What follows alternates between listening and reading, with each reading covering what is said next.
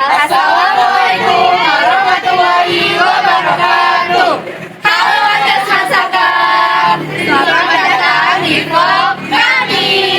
Kenalkan, nama saya Dama Parasnabi, absen 8. Saya Kamar Hidayah, absen 29. Saya Anissa Sakila, absen 5. Saya Aina Aurelia Sudirman, absen 1. Saya Anafia Sari, absen 6. Saya Davinan Dokasen Jiwa, absen 9. Kami dari 11 mereka 4 dan hari ini kami membuat liputan untuk tugas bahasa Indonesia dengan tema teks berita. Tapi bukan cuma teori, kita langsung mewawancarai narasumber dari berbagai ekstrakurikuler yang latihan pada hari ini. Hari ini kita mewawancarai Paskibra, PMR, Satgas, PKS, dan juga PKS. Dan di Paskibra, kami mewawancarai 2 orang dari kelas 1 dan kelas 2. Jadi, kami ada rencana program. Tapi juga dari pagi atau kakak-kakak kelas 11. Kalau begitu, mari kita mulai liputannya. Liput seru, jangan cuma nonton. Yuk ikutan kepo. Let's go!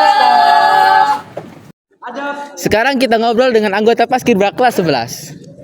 Selamat siang, Kak. Siang. Izin bertanya soal Paskibra ya, Kak ya. Ya. Sebelumnya boleh tahu dengan nama siapa? Nama saya Dandi. Saya Siva. Oke.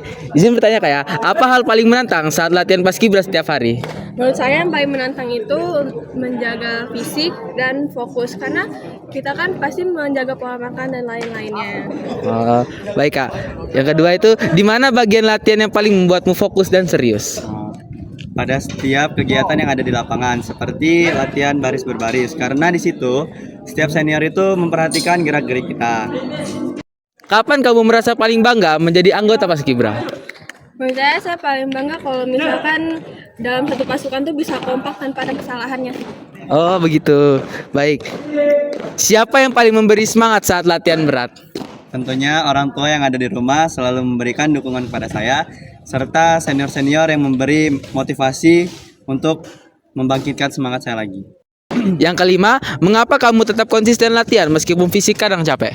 Karena saya punya cita-cita dan keinginan tinggi. Saya juga ingin membanggakan sekolah. Yang keenam, bagaimana pengalamanmu mempersiapkan diri menjadi pasukan inti? Tentunya kita latihan rutin, terus melatih fisik dan melatih kefokusan. Baik, terima kasih ya, Kak. Sekarang saya akan mewawancarai adik-adik Paskibra kelas 10. Selamat siang adik-adik. Sini kakak boleh nanya seputar Paskibra di SMA Negeri 1 kalian enggak? Boleh Kak, boleh Kak. Sebelumnya kakak berbicara dengan siapa? Izin memperkenalkan diri, nama saya Zafira Arta Putri. Izin memperkenalkan diri, nama saya Zifara Maulidi Putri Haji. Langsung ke pertanyaannya ya. Apa hal yang kamu kira sepele sebelum masuk Paskib, tapi ternyata paling menyiksa saat latihan?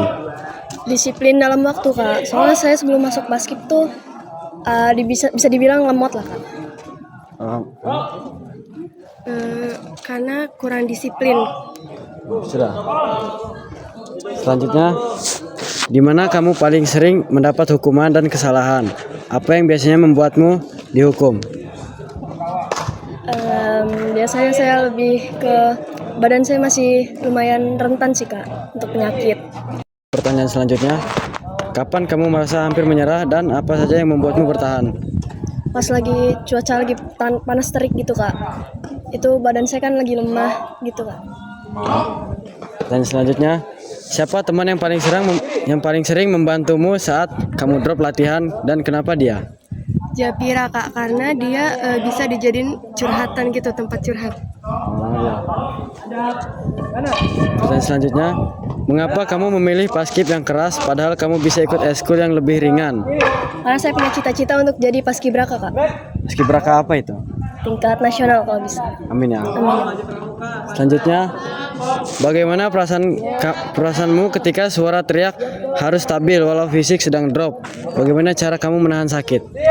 Saya akan menahannya sebisa mungkin. Dan saya kayak kan kita harus kuat ya Kak Paskib, jadi gitu. Ya. Baik, segitu saja. Terima kasih ya sudah Ya, Kak. menjawab pertanyaan yang saya berikan. Terima kasih. Ya, Kak. Sekarang saya akan mewawancarai Eskul PMR kelas 11. Halo Kak. Dengan siapa nih? Halo, kenalin nama aku Laila Ramadhani. Dan saya Imelda Fania Aurora. Dan aku Rica Putri, bisa dipanggil Rica. Oke, mau nanya nih ya Kak. Soal pertama, apa kesalahan paling fatal yang sering dilakukan oleh siswa saat menolong orang pingsan? Kesalahan paling fatalnya itu adalah menanganinya tanpa mengecek kesadaran dan juga pernapasan.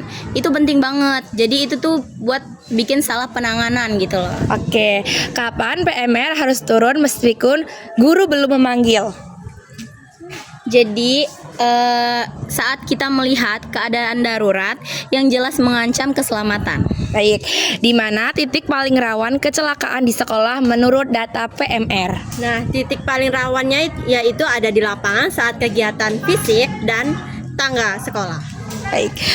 Nomor 4 nih, siapa yang bertanggung jawab jika terjadi kesalahan saat penanganan darurat oleh anggota PMR? Sudah pasti yang terlibat adalah seluruh anggota PMR. Namun yang paling utama yaitu pembina. Baik, mengapa PMR harus apal SOP tidak hanya praktik lapangan? Karena agar tindakan tepat konsisten saat meskipun kondisi darurat ataupun panik. Baik. Nah, yang terakhir nih, bagaimana cara mengendalikan panik saat harus menolong teman di depan banyak siswa? Yang paling utama kita lakukan yaitu fokus pada korban, bukan kerumunan. Dan juga tarik nafas, ikutin SOP, dan lakukan dengan step by step. Oke, terima kasih ya Kak. Jadi saya akan mewawancarai salah satu anggota dari Satgas. Halo Kak, dengan siapa? Oh, dengan Gendis. Boleh tanya-tanya seputar Satgas nggak Kak? Oke. Apa tindakan pertama Satgas jika terjadi keributan siswa saat acara sekolah berlangsung? Oke, tentu tugas kami adalah memisahkan dan melerai perdebatan tersebut. Oke, yang kedua, kapan Satgas boleh bertindak tegas tanpa menunggu perintah guru? Ketika para siswa sulit untuk diatur. Jadi kita bisa bersikap tegas. Awalnya kita hanya menegur dengan lembut, tapi kalau siswa tersebut susah untuk diberitahu atau diatur, maka ya kita terpaksa harus bertindak tegas tanpa ada kelas pintu. Oke, yang ketiga, di mana titik pengawasan yang paling sering terjadi pelanggaran saat kegiatan besar? Terjadi pelanggaran ya. Itu lebih sering di kamar mandi dan di kelas-kelas atas karena itu jauh dari jangkauan. Tapi Satgas biasanya ada yang bertugas di bagian-bagian situ gitu. Oke, lanjut. Siapa yang berhak memberi sanksi ketika pelanggaran terjadi? Tentu guru, biasanya guru dari pembina ya. Gitu. Karena kami tidak berhak untuk memberi sanksi, kami hanya bertugas untuk menegur atau menertibkan saja. Oke, yang terakhir, mengapa Satgas dituntut untuk tetap tenang walau kondisi tetap sedang kacau? Kita harus tetap tenang karena kita harus bisa mengontrol emosi. Kalau enggak, nanti banyak siswa yang bakal terpancing emosinya dan malah terjadi keributan gitu. Oke, terima kasih ya Kak. Sekarang saya akan mewawancarai salah satu anggota PKS. Ikutin yuk. Kalau boleh tahu namanya siapa? Nama saya Raffi Fadli Utama. Oke, di sini saya izin bertanya ya. Kalau ada siswa yang mulai ribut, apa sih yang biasanya kalian lakukan pertama kali? Mungkin yang kita lakukan menegur siswa itu dengan baik dan tidak langsung marah-marah. Yang kedua, kapan PKS boleh ambil tindakan cepat tanpa harus menunggu guru atau pembina ngomong dulu? Mungkin kalau melihat tergantung situasi mereka, kalau misalkan udah melewati batas seperti dorong-dorongan atau naik meja, kami segera melakukan tindakan. Yang ketiga, spot mana yang paling sering banget terjadi pelanggaran pas ada kegiatan sekolah?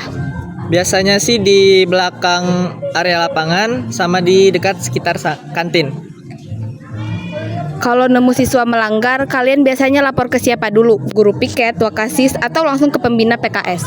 Biasanya kami lapor ke guru piket dulu. Habis itu diterusin ke wakasis. Kalau bisa sih dicatat sama pembina. Kenapa sih anak PKS harus bisa tetap tenang walaupun kondisi lagi rame atau kacau? Kalau kami ikut panik, yang lain juga makin panik. PKS itu tugasnya untuk menenangin siswa-siswa agar tidak terjadi keributan. Gimana cara kalian negur atau ngeberesin situasi tanpa bikin siswa lain baper atau emosi? Mungkin ya dengan menegur dia dengan baik-baik itulah. Oke, terima kasih. Di sini saya akan mewawancarai anggota PIKR. Halo Kak. Halo. Aku boleh nanya-nanya nggak seputar PIKR? Boleh. Di sini aku bicara dengan siapa ya? Saya Muldaris Ramadhani. Saya Alisa Salmadiana. Oke, langsung ke pertanyaannya aja ya Kak. Yang pertama aku mau nanya sih, apa sih itu PIKR? PIKR itu Pusat Informasi Konseling Remaja yang tujuannya memberikan edukasi kepada remaja mengenai sistem reproduksi dan kemantapan untuk berkeluarga. Oh, kalau di mana sih biasanya kalian kalau kumpulan PIKR itu? Kami biasanya kumpulan di SK PIKR atau kalau tidak memungkinkan itu di kelas-kelas. Oh, selanjutnya kalian kalau kumpulan rutin itu kapan? Kalau untuk kumpulan rutin itu setiap seminggu sekali di hari Rabu pulang sekolah. Siapa yang biasanya memberikan materi seputar PIKR? Biasanya itu dari masing-masing sekbid atau biasa dari inti juga. Oh, berarti ada pembagian tugas-tugas gitu ya Kak? Oh. Untuk pertanyaan selanjutnya, kenapa sih kalian itu tertarik buat ikut PIKR? Karena kita dapat memberikan informasi terkait kesehatan reproduksi dan kesehatan mental. Bagaimana cara kalian membuat teman-teman nyaman saat sedang konsultasi? Dengan mendengarkannya dengan seksama dan tetap menjaga rahasia. Berarti privasi kita aman dong ya kalau cerita. Makasih ya. Itu tadi hasil liputan ekstrakurikuler yang latihan di hari Sabtu. Paskibra, PNR, dan sampai PIKR semuanya punya peran penting. Dan kita jadi tahu kalau setiap ekskul punya tantangan dan tujuan yang masing-masing. Dan dengan liputan ini, kita jadi belajar membuat berita langsung dari lapangan. Mudah-mudahan video kami bermanfaat untuk kalian yang menonton. Ingat, pengalaman dan cerita dari lapangan bisa jadi inspirasi untuk kita terus berkembang dan belajar.